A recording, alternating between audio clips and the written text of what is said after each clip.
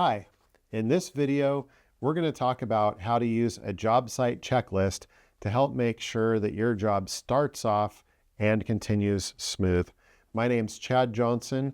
I work with Truss Components of Washington. I've been in the truss industry for over 30 years, and I'm excited to talk to you about this topic. During the construction process, there are a lot of details to be covered, and many of the details can be covered prior to construction. Today, I'm going to talk about this job site checklist that specifically helps get the details in order for wall panels, roof trusses, floor trusses, the components that you may have pre-manufactured and shipped to your job site.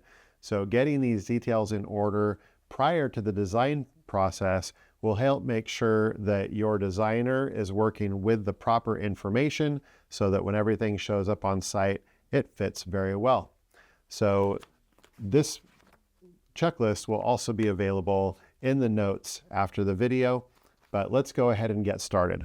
So the first thing that we want to do when we are getting ready to get designs is we want to make sure that the plans actually align with themselves from one page to another. It is more common than you might think that we find plans where either the foundation and framing details don't match. We've actually had instances where we've shipped out trusses that match the framing plan, but the foundation was poured to a different dimension and the framer just followed the foundation. And the end result of that is typically finding out that the trusses aren't the right size on site. Well, that can be mitigated by double checking your foundation plan against your framing plan and making sure that the dimensions match. Other things that sometimes don't align within the plan are the roof profiles. For instance, you may have a plan. Let's just draw a simple house here. And when we look on the overhead layout, it shows a hip roof. But then when we look at an elevation view, it may show gable ends. So that is not an uncommon discrepancy within a set of plans. And of course, when your designer receives these, they're going to have to ask the question, are you working with a hip roof or a gable roof, before they can proceed. Another very common discrepancy within a set of plans is the heel and overhang detail. So it's pretty typical that one page might show a cantilevered overhang. And we've talked about these on other videos. There's lots of opportunity for you to get some more definition on that. But we might see a cantilevered overhang on one detail, and then another detail, sometimes even on the same page, will show a standard rafter overhang. And then another detail, even in the same set of plans, this is not uncommon, may show a raised heel. So 3 separate ways to manage the overhang, all very different, and we need to know which one is going to be the one that we're going to use. In line with the overhang details, we often see many different blocking callouts. So our architectural plan maybe shows a standard tipped out bird block, and yet the structural plan may show a beveled top, full depth, solid block. So we need to know which one are we working with. And that's something that you can confirm and share with a designer before we get started. Another common discrepancy within plans is roof pitch callout. Sometimes one page might show a 312 pitch, for instance, and then another page, maybe an overhead view, shows a 412 pitch. Well, either one of those is fine, but we need to know which one is the correct one that we're working with.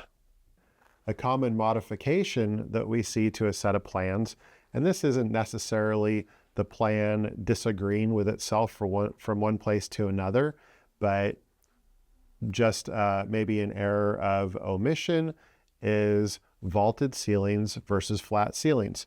For instance, here we'll go back to our trusty L-shaped house again, and let's say this is our garage here, and this area is the living room. So it's typical for those to be drawn with a flat ceiling, and maybe even the section on the plan, which shows a cut through that area, shows a flat ceiling. But you'd like a little bit more volume in your room, open it up a bit, make it feel more roomy. And so you want to vault that area. Well, that is perfectly doable in most instances, but it would be best for your designer if the plans had notes about that vault before they received it. And that will save designing as a flat ceiling and then finding out later that it should be a vault, which would cause the price to go up and might go outside of the budget that you had initially set, whereas knowing about it up front would help you be ready for that. So again, just a simple modification, and if that detail is dealt with ahead of time, it just helps make that whole process more smooth. Regarding bearing walls, it is very normal for a roof truss manufacturer to use the back wall of a garage, for instance, in order to take some of the load of the trusses that are crossing it, and that will lighten any girders that are carrying those trusses. In our trusty L-shaped house here, it would be pretty typical to have a girder truss at this location in line with the front wall of the house. That girder would be carrying trusses that are going from the back to the front of the house, and the back wall of the garage would help support those trusses and reduce the load on the girder. Well, it's pretty typical for the back wall of the garage to have a foundation that goes straight across, but the framing may have a jog in order to leave space for a water heater or an HVAC unit, that sort of thing. And so as your truss manufacturer, we'll need to know, is there going to be a header put across that opening so that we can use that line of bearing in a straight line? We won't want to use this bearing because this is most likely over floor joists without foundation under it. So that'll need to be coordinated with your truss manufacturer ahead of time. Specific details that affect wall panels, we'll want to know the sizes of our rough openings. Oftentimes, these are not specified on the plans. Instead of a rough opening size, it's the finish opening size. So we'll need to know how much extra space to leave for doors or windows and those sort of things. We'll need to know where your shear walls are and what the hold downs are so that we can appropriately nail the sheathing on those shear walls and account for any hold downs that'll be there. And then of course, coordinating girder loads and beam loads through those walls to make sure that the loads are carried down to the foundation.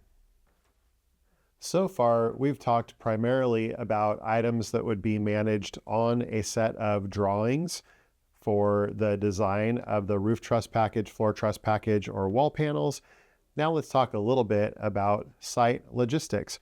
We're going to need to bring a big truck with all that product on it, and so we'll want to make sure to coordinate ahead of time what order we're going to unload the truck in, and so that'll affect the order that we load the truck in. We're going to want to make sure that we have adequate access for making the delivery, not only a wide enough driveway and a large enough space to set up a boom truck, but also that it's not full of materials and that sort of thing. If there were any adjustments to the project on site, such as making the garage deeper or adding a bay window or something like that, we'll want to make sure that those were accounted for. That's normal to have some after the fact changes, but we just want to deal with those before we manufacture any product.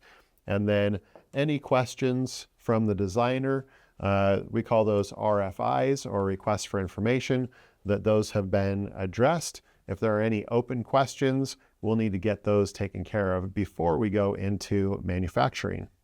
In this video, we have talked about a few of the many details that need to be addressed prior to designing a roof truss, floor truss, or wall panel package. In the notes below, you can get a copy of this PDF that has a full list of items that you would want to address prior to requesting a design for components, or some of them are once the project is underway. Anyhow, I hope you found this helpful. Like I said, the document is in the notes, and if you would like to learn more about roof trusses in general, here's a video on different types of roof trusses. And if you'd like to learn about floor trusses, here's a video on the advantages of floor trusses versus joists. Thanks for watching.